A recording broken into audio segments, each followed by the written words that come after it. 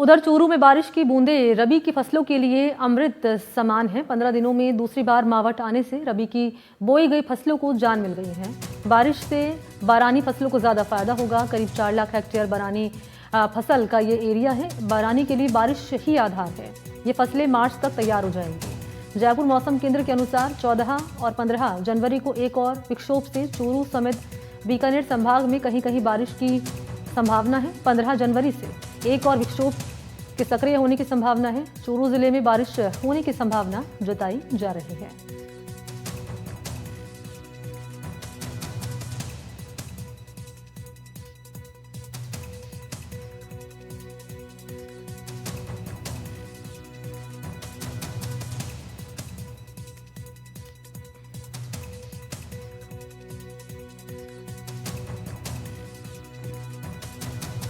तो चूरू में बारिश की बूंदें रबी की फसलों के लिए अमृत समान है। 15 दिनों में दूसरी बार मावठ आने से रबी की बोई गई फसलों को जान मिली है। बारिश से बारानी फसलों को ज्यादा फायदा होगा। और एक रिपोर्ट है सहयोगी गजेंद्र की, जरा वो आप देखिए।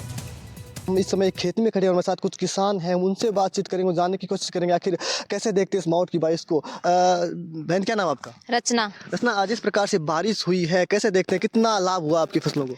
फसलों को काफी लाभ हुआ है। पहले तो फसलें मुरझा गई थी, लेकिन अब काफी लाभ हुआ है। सरसों और गेहूं इस गोड़ में, सरसों में फलियां आनी स्टार्ट हो गई है, तो अब बहुत अच्छा ये फसलें अच्छी होगी और बढ़ोतरी होगी फसलों में। हाँ। अच्छा, क्या क्या बा रखा है आपने इस खेत में? इस गोड़ गेहूं और सरसों। अच्छा, हर साल करते हो इस खेती? हाँ, ये हर साल होती है कब खेती। बुआई कब होती है सरसों की? नवंबर में होती है। अच्छा, नवंबर में होती है। तो क्या सरसों की फसलों में फलियां शुरू हो गई? हाँ, फलियां आनी शुरू हो गई। अच्छा, तो कितनी अब क्या लगता है कि मतलब अगर ज्यादा बारिश हो जाती तो भी लाभ होगा या फिर ओले गिरते तो नुकसान भी हो सकता है? ओले से तो नुकसान हो सकता है, लेकिन बारिश अच्छी होगी तो फसल बहुत अच्छी होगी। तो निश्चित रूप से देखिए, काफ़ी अच्छी है वो मावठ की बारिश को फसलों के लिए माना जाता है, क्योंकि फलियां हैं वो निकलनी शुरू हो चुकी है। हमारे साथ कुछ युवा, उनसे बात कर लेंगे। सर्दी है वो एकाएक बढ़ गई है बारिश के बाद एक बार फिर से। हाँ जी, हम कह सकते हैं कि इस बार सर्दी बहुत ज़्यादा ही पड़ रही है और हमें तो काफ़ी सर्दी लग रही है, लेकिन फसलों के लिए तो लाभदायक ही है। लाभदायक है। कैसे बचाव करे हो सर्दियों से? सर्दियों में अब गरम गरम चीज़ें खा रहे हैं और आग पे हाथ सेक रहे हैं। अलाव का सहारा ले रहे हैं। हाँ, तो निश्चित रूप से काफ़ी लाभ है वो सर्दी के चलते यहाँ पर फसलों को होता है। इस बार चूँकि सर्दी है वो देर से शुरू हुई थी, ऐसे में किसान वो चिंतित थे, लेकिन अब मावठ की बारिश होने के बाद किसान हैं वो खुश नज़र आ रहे हैं। भैया, अच्छा माना जाता है मावठ की बरसात को फसलों के लिए?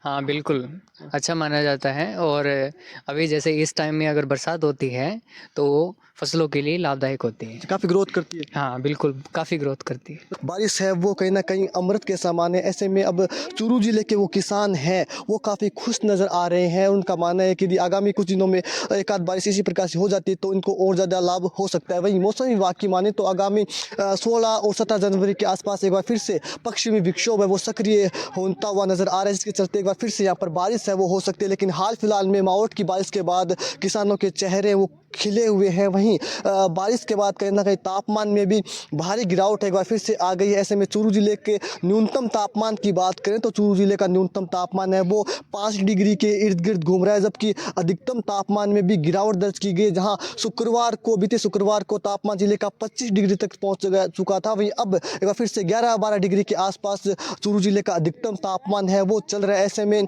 सर्दी है वो एक बार फिर से चूरू में अपना असर दिखाती हुई नजर आ रही है। NDTV के लिए चूरू से गजेंद्र सिंह। तो सहयोगी गजेंद्र की हमने रिपोर्ट आपके सामने रखी थी और इस वक्त गजेंद्र ही मेरे साथ जुड़ चुके हैं लाइव। लिए चलते उनके पास और जरा जान लेते हैं गजेंद्र, क्या कह रहा है मौसम विभाग, क्योंकि मावठ की जो बरसात है वो फसलों के लिए वरदान साबित होती है, तो कब आने की संभावना है ये मावठ की बारिश? बिल्कुल मनी, आपने सही कहा कि मावठ की बरसात को रबी की फसलों के लिए अमृत के समान माना गया है और पिछले 15 दिनों में 2 बार मावठ की बरसात है वो चूरू में हो चुकी है। तो ऐसे में चूरू जिले के किसान है वो काफी खुश हैं और साथ ही साथ बारिश के साथ साथ इन दिनों फसलों के ऊपर धुंध की जो ओस की बूंदे वो भी जमी हुई नजर आ जाएगी। आप तस्वीरों के माध्यम से देख पाएंगे कि किस प्रकार से ओस की बूंदे हैं जो इन फसलों के ऊपर जमी हुई है। तो ऐसे में फसलों के लिए काफी लाभदायक है और इन्हें फसल है वो विशेष रूप से चूरू जिले की बात करो तो यहाँ पर सरसों, गेहूं और इसके अलावा तारा मीरा है, इसबगोल है, इन फसलों को यहाँ पर बोया हुआ है। तो ऐसे में किसान है वो कहीं ना कहीं खुश नजर आ रहे हैं। हमारे साथ कृषि विशेषज्ञ भी है, इसके साथ ही साथ हमारे साथ कुछ किसान भी है, उनसे हम बात करेंगे। सर, लगातार 15 दिनों में 2 बार यहाँ पर बारिश हो चुकी है मावठ की, और मौसम विभाग की माने तो आगामी 15 और 16 जनवरी के आसपास बारिश की संभावना फिर से है। कैसे देखते हैं मावठ की बरसात को और कितना लाभ है वो फसलों के लिए होता है? रबी की फसलों के लिए है ना जो मावठ है ना जो एक अमृत के समान एक वरदान साबित हो रही है यहाँ चूरू जिले के अंदर। क्योंकि चूरू जिला वैसे भी है ना जो मतलब यहाँ का जो एनवायरनमेंट की बात करें या यहाँ के जो भौगोलिक परिस्थिति की बात करें तो यहाँ पे 85% क्षेत्र है ना जो बारानी है और लगभग 15% क्षेत्र है ना जो सिंचित है।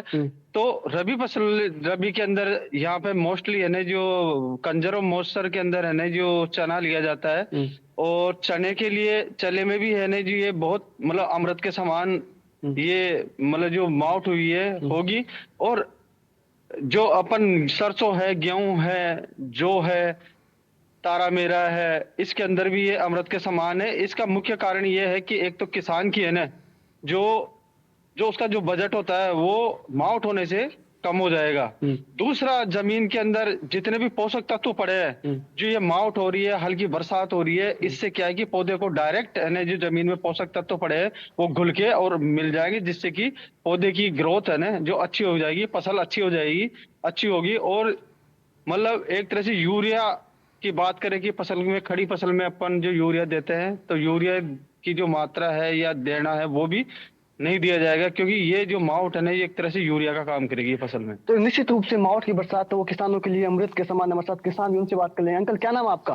गंगराम। अच्छा गंगराम जी, बारिश हुई है, खुश हो आप? हाँ खुश, हाँ हाँ। क्या लाभ होगा इससे? आपकी फसलों को बढ़ोतरी होगी? हाँ बढ़ोतरी तो होगी। और खुशी हो गए, दुनिया खुशी हो रही है।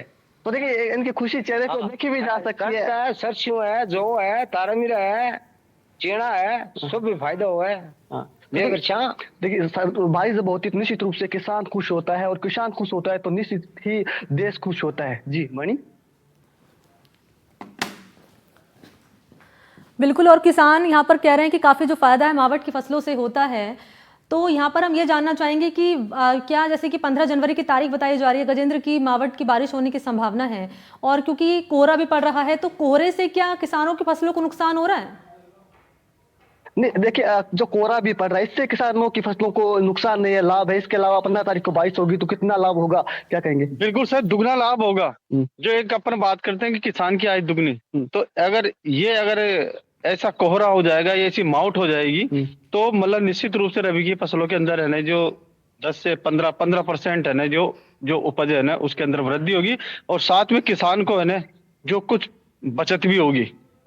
ये है तो मावठ है ना जो मतलब रबी में एक मावठ होना मतलब किसान के लिए एक बहुत वरदान है। और हमारे जिले के अंदर तो विशेष तौर से ये है कि मतलब अगर मावठ हो जाती है तो किसान बिल्कुल लाभान्वित क्योंकि मणि चूरू जिला अधिकतर है, सिंचित एरिया कम है और वारानी इलाका ज्यादा है। ऐसे में मावठ की बारिश यहाँ पर निश्चित रूप से काफी जीवन जान फूकने का काम है वो इन रबी की फसलों में करती है। किसानों को उसी सूरत में नुकसान होगा, यदि यहाँ पर पाला पड़ता है तो निश्चित रूप से किसानों को नुकसान है वो हो सकता है, अन्यथा यहाँ पर किसान है वो खुश है। इसके अलावा यदि ओले गिरते, ओलावृष्टि होती है तो भी किसानों को नुकसान होगा, लेकिन हाल फिलहाल में इस प्रकार की संभावनाएं नहीं है।